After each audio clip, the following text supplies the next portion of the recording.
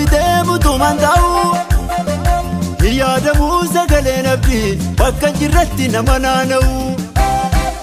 Anaaf dhuftee maqaa fayyina koo narraa hattee lolaame mankoo jireenya naarratti lallabdee laatee margee gogaan jiru koo.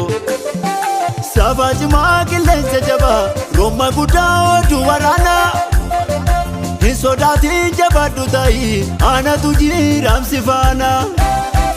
Jiraachuun mirkaneessite sinaaf ta'ee jiru milkaa'ee kan nama jireenya koo jijjiirte mi'eessitee jiru bushaayee.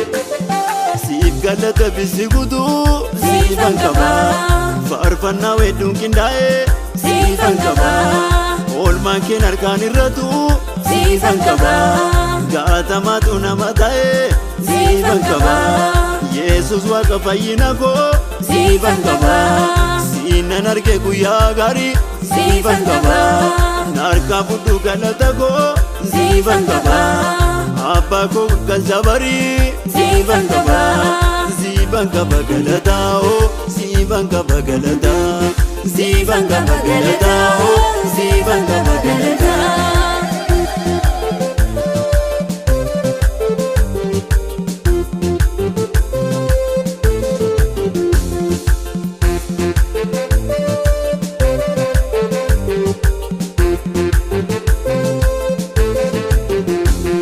Gaachana koo yeroo lolaa sii keessa dhokkateen oolaa gaafa beelaaf gaafa deebi'u harkitee dhufee na soora moogoleen koo nan kallatu ayyaanni kenna jabeessa gaatamoota lafaa kaasee siittaree nama teessisa.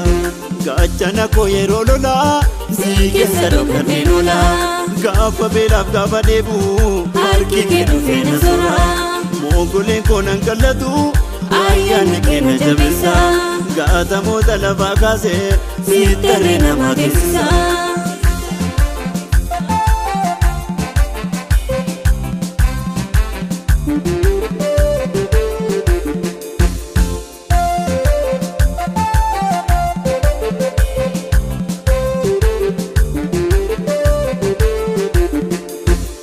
Nama seenaa qabne ol kaastee na teessistee tarree kabaja. Diinota koon irraa folaatee naa kennitee faajii moo'ichaa bocatti gootee bareechitee tottolchitee seenaa fokkisee tokko isaanii meerreen jiranii masaanuu koo lafa laalchistee.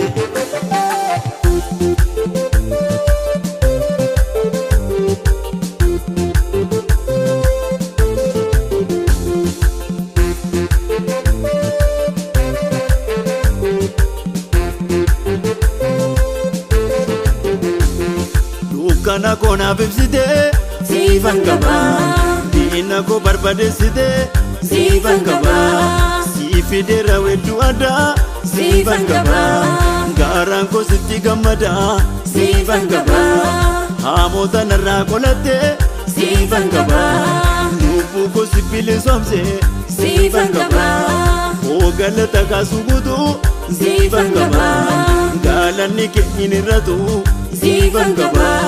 Siifan qaba galataa oo siifan qaba galataa siifan qaba galataa oo siifan qaba galataa.